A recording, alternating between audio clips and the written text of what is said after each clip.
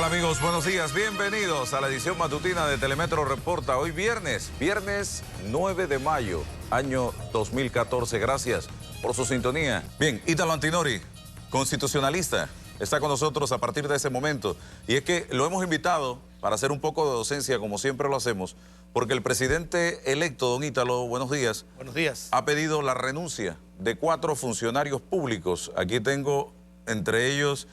habla del Contralor, habla de la Procuradora, habla de magistrados y del fiscal electoral. ¿Qué tiene usted que decirnos al respecto? Bueno, mire, la verdad es que en primer lugar entendemos que el presidente electo está haciéndose eco de un clamor popular sobre determinados funcionarios que no han cumplido con su papel. Sin embargo, ahí entra en juego el término o periodo constitucional y legal que algunos de estos funcionarios tienen. Probablemente es un tema que habría que analizarlo con mucha prudencia, con mucha mesura por parte del presidente electo, porque hay situaciones que habría que determinar y explicar específicamente de cada funcionario. El fiscal electoral, por ejemplo. Vamos a analizar el caso del fiscal electoral. El fiscal electoral, de acuerdo al artículo 144 de la Constitución Política, es nombrado por un periodo de 10 años por el presidente de la República. Sin embargo, el fiscal electoral podría ser objeto de una acción penal por omisión en sus funciones. Y por ejemplo, ahí tenemos un cuadro que hemos traído específicamente para explicarle a los telespectadores cuál es el principio legal, y vamos a poner el primer cuadro, por el cual se podría juzgar al señor fiscal electoral. Por ejemplo, el fiscal electoral, de acuerdo al artículo 356 del Código Penal, puede ser procesado por una omisión en sus funciones.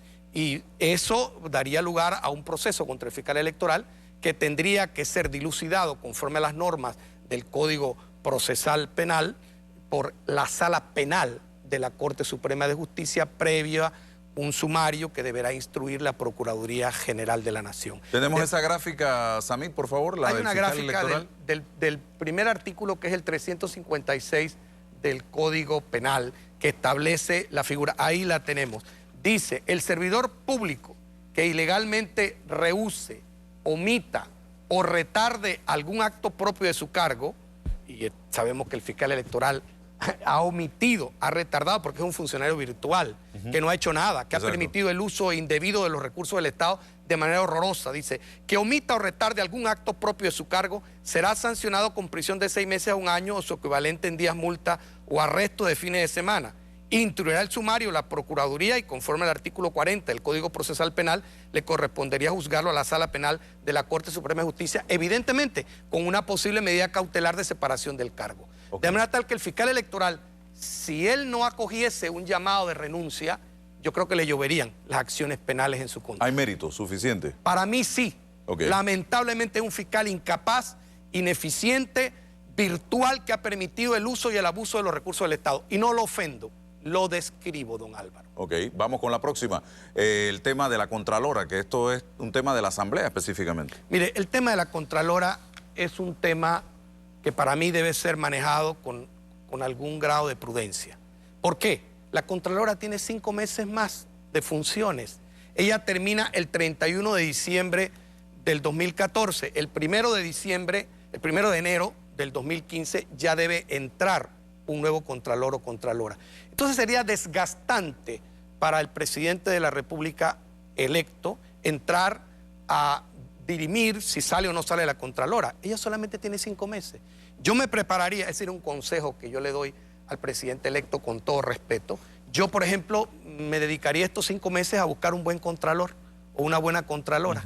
Evidentemente que eso no significa que estemos de acuerdo con lo que ha hecho la Contralora, que evidentemente ha permitido que el Programa de Ayuda Nacional y otras instituciones del Estado hagan abuso con los recursos del Estado y bienes del Estado para favorecer candidatos políticamente afines al gobierno. ¿Se le puede investigar después de que sale de la Contraloría? Por supuesto que sí. No se trata solamente de que ella deje su cargo. Ella puede ser objeto de investigaciones, igual que lo puede ser el señor fiscal electoral. ¿También? Ciertamente. Tenemos otros funcionarios más. ¿Pero quién investiga a la Contralora cuando sale de la Contraloría? Bueno, ya sería una ciudadana más. En estos momentos, si es Contralora y si ella tiene un proceso en estos momentos, le corresponde igual, instruirlo a la Procuraduría, pero contrario al fiscal, que de acuerdo al artículo 39, de acuerdo al artículo 40 del Código Procesal Penal, le correspondería juzgarlo a la sala penal, a la Contralora específicamente le correspondería juzgarlo al Pleno de la Corte Suprema de Justicia, que conocería el caso. Pero si ella deja de ser Contralora, como el señor Peñalosa deja de ser fiscal, pasan a ser funcionarios. Ministerio Público. Pasan a ser, perdón, ciudadanos comunes y corrientes. Pasaría entonces probablemente una fiscalía anticorrupción y sería un proceso normal como cualquier ciudadano más. El tema del gerente de Tocumen S.A., el señor Juan Carlos Pino. Hay una ley que le da 7 años de supuesta estabilidad en el cargo, promovida por los sectores del gobierno actual.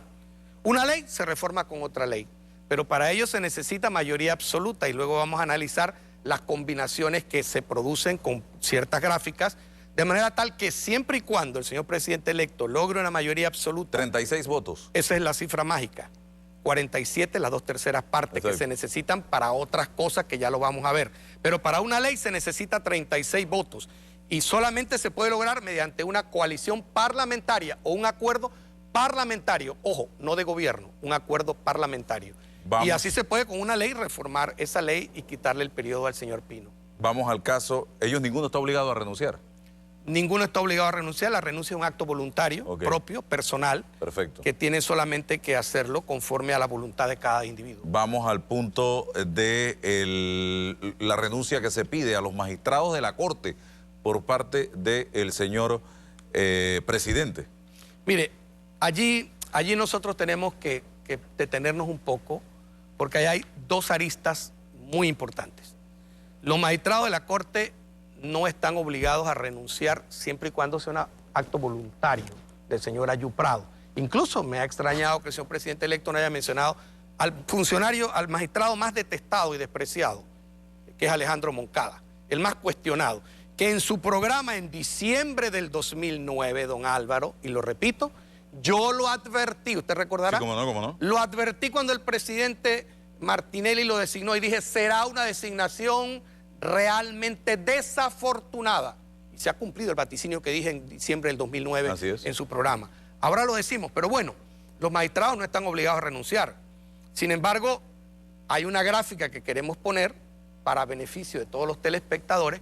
Los magistrados pueden ser juzgados, procesados, y allí tenemos precisamente esa gráfica que nos señala el artículo 160 de la Constitución, que dice: la función judicial de la Asamblea Nacional es conocer de las acusaciones o denuncias que se presenten contra el presidente de la República y los magistrados de la Corte Suprema de Justicia y juzgarlos si ello diere lugar por actos ejecutados en el ejercicio de sus funciones en perjuicio del libre funcionamiento del poder público, y subrayo esto, o violatorios de esta Constitución o de las leyes, de manera tal que frente a lo que ha planteado el juez Alexis Ballesteros y a muchos otros aspectos que se han señalado, es obvio que hay una posible violación de las leyes. Entonces, si él no renuncia, quedaría interponer una acción ante la Asamblea Nacional, que es la única que podría juzgar a un magistrado de la Corte Suprema de Justicia.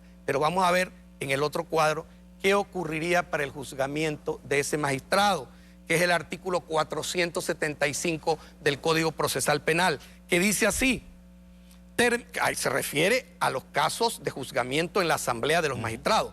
Terminados los alegatos y las intervenciones, se someterá a consideración del Pleno para que decida sobre la culpabilidad o no culpabilidad del acusado.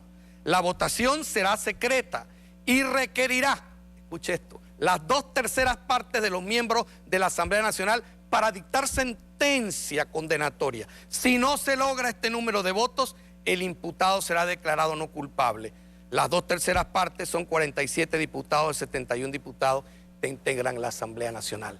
Hay que meditar si se tendría esos 47 diputados para poder juzgar y procesar al señor Ayuprado. Ese sería un problema tremendo, 2/3 partes se necesitan para Por juzgar a un supuesto. magistrado de la Corte. Oiga, y la procuradora, que no la tengo aquí, Mire, ¿quién juzga a la procuradora? La procuradora, Y que le faltan, igual que la contralora, 5 meses. siendo procuradora, cualquier proceso que se interponga contra ella, el sumario lo tiene que instruir el procurador de la administración.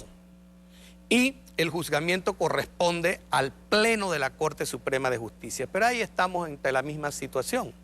La procuradora tiene hasta diciembre 31. Solamente le faltan 5 meses.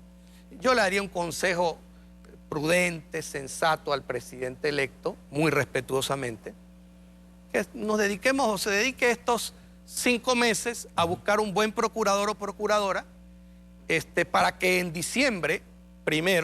enero primero del 2015 haya un nuevo procurador o procuradora que reemplace a la licenciada Belfon. Yo creo que entrar en el caso de la procuradora Belfon a exigirle renuncia, y ella que no está obligada a darlo, es entrar a un agotamiento sin sentido y a una pérdida de energía y de esfuerzos, cuando lo que se debe es estar buscando un procurador nuevo que reemplace a ella en enero del 2015. Bueno, 8:39. Aquí voy a otro tema. El presidente no cuenta en estos momentos ni con la mayoría absoluta, ni con, mucho menos con la otra mayoría de que estábamos hablando, señor Antinori. Usted planteaba precisamente ese tema. ¿Podemos hablar de ese asunto? Sí, mire, traímos un cuadro específico para beneficio de todos los telespectadores, para ver cómo está la conformación hasta estos momentos extraoficial de la Asamblea Nacional, tal como ha quedado. Ahí ese cuadro nos indica que la conformación extraoficial, y esto es importante que todos los telespectadores en todo el país lo conozcan, hay hasta estos momentos 30 diputados de Cambio Democrático, 25 del PRD, hay 12 panameñistas, 2 Molirena, un Partido Popular, una Independiente. La mayoría absoluta de votos para pasar leyes es 36. Exacto. Vemos que ningún partido lo tiene. Y las 2/3 partes, que es el caso para juzgar a un magistrado, son 47 votos, que no lo tiene, por supuesto, ningún partido. Podemos pasar al siguiente cuadro, también, que nos indica un escenario posible. Ese escenario hay que analizarlo. Ese escenario es el que tiene la posible unión del panameñismo, el Partido Popular, ambos aliados, con el PRD. Tenemos 12 diputados del panameñismo, 25 diputados del PRD, un diputado del Partido Popular, hacen un total de 38 diputados. Eso significa que hay allí 2 diputados más que la mayoría absoluta, que es 36.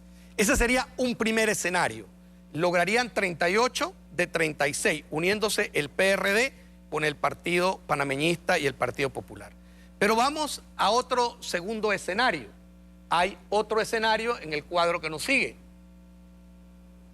Ese segundo escenario sigue en el siguiente cuadro, que nos habla la unión del Partido Panameñista con el Partido PP, que son sus aliados, y el Partido CD, ¿verdad?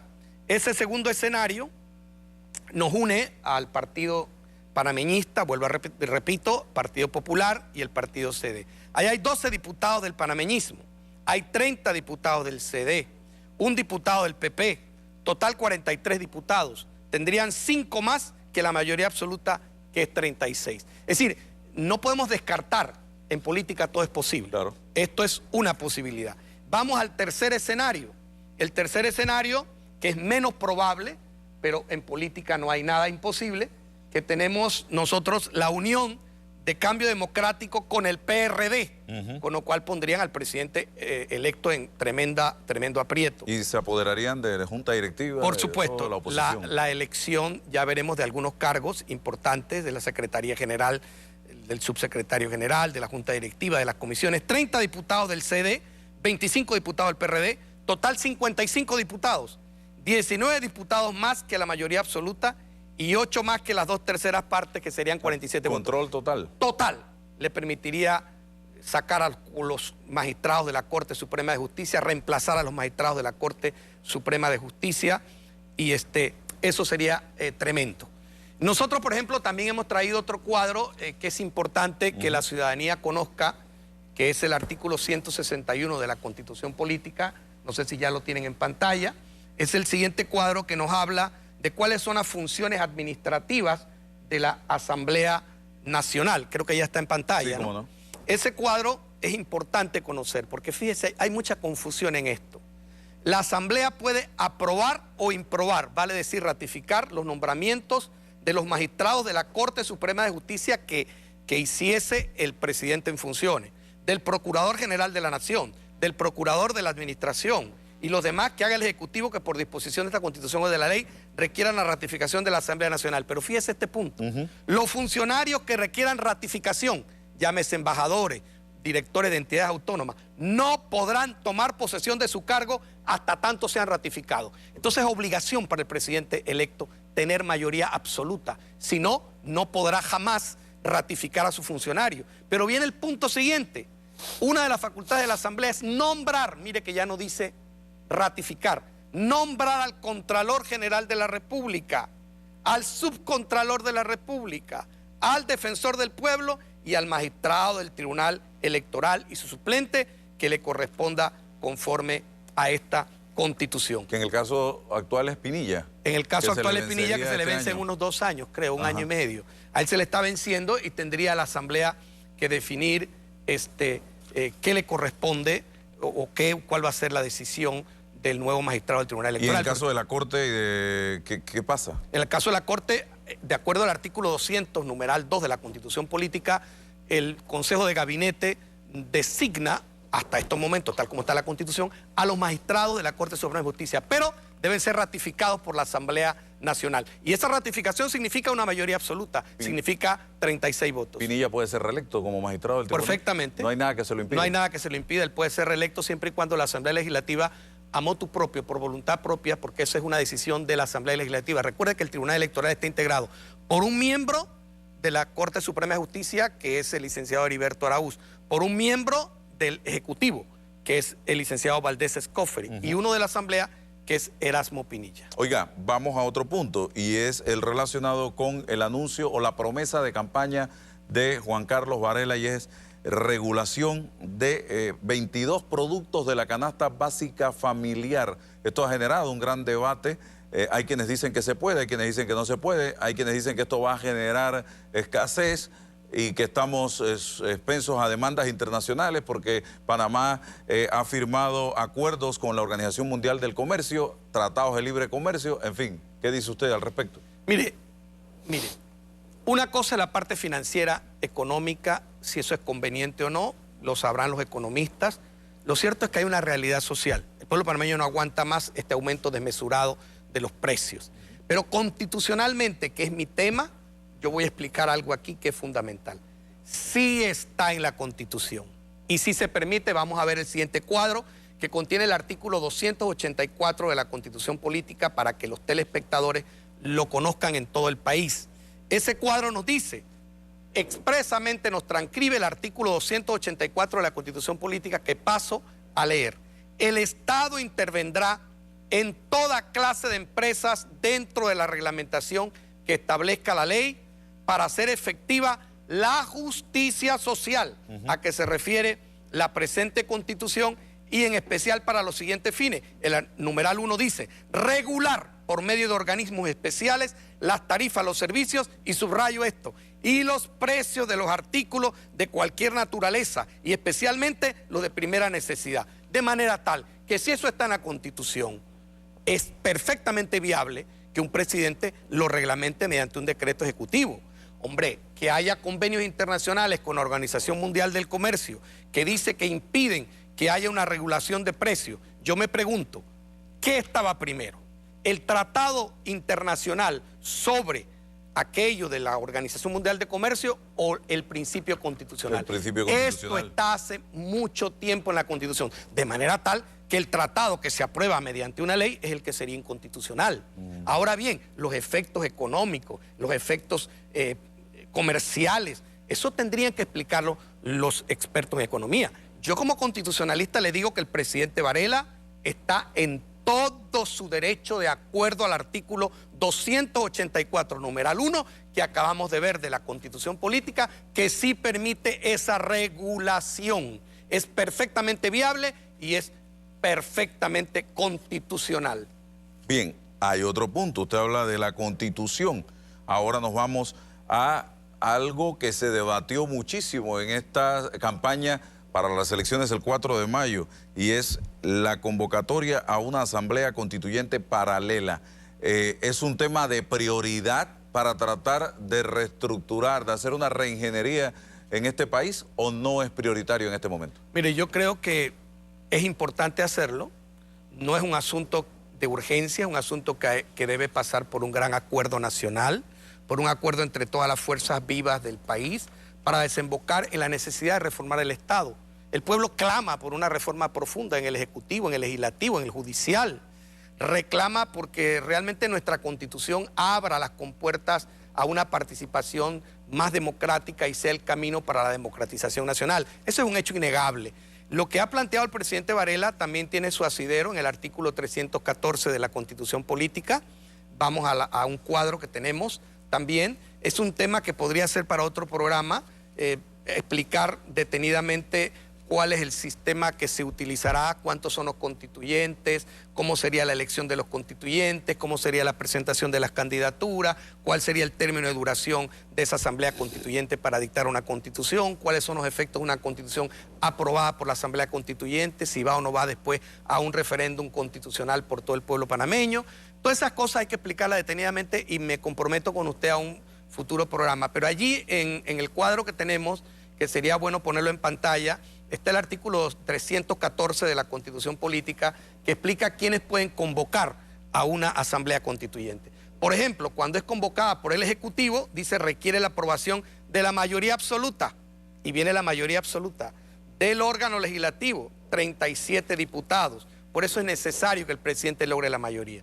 También la podría convocar el órgano legislativo, pero requiere el voto favorable de las 2/3 partes. Y también hay una tercera fórmula, que es la iniciativa ciudadana, que requiere por lo menos el 20% de los integrantes, y ahí lo dice el artículo, del registro electoral correspondiente al 31 de diciembre del año anterior a la solicitud. Solo se tienen 6 meses para obtener las firmas. Condición, a mi juicio, que es casi imposible de cumplir. Pero, tal como lo plantea el presidente Varela, él puede convocarla, manda eso a la Asamblea, una mayoría absoluta de la Asamblea la aprueba, y allí pasaría al Tribunal Electoral, que tiene un periodo de tiempo y que lo podíamos explicar en otro programa, toda la sistematología que tiene que utilizar para llevar a cabo esa consulta a través de una constituyente y darle al Panamá una nueva constitución. Bien, aquí viendo muy buenos comentarios sobre precisamente lo que usted ha venido planteando en esta entrevista. Felicitaciones de muchas de las personas que nos están sintonizando en este momento, doctor Ítalo Antinori. Así que nos mantenemos entonces en contacto, porque a medida que avance los días, se van a estar surgiendo mucha información que tiene que ver con el análisis. Y quiero decirle que con mucho gusto vengo a este programa de manera exclusiva. Oiga, como lo he dicho, yo vengo siempre a su programa exclusivamente, y nuestro propósito es hacer algo de docencia, hacer algunas explicaciones. Y claro, habrá opiniones que sean contrarias a la nuestra, no tenemos la verdad absoluta, pero hacemos un esfuerzo por llegar al alma del corazón del pueblo panameño a través de este programa, tratando de hacer algunas explicaciones constitucionales que podrían ser de utilidad. Gracias, doctor.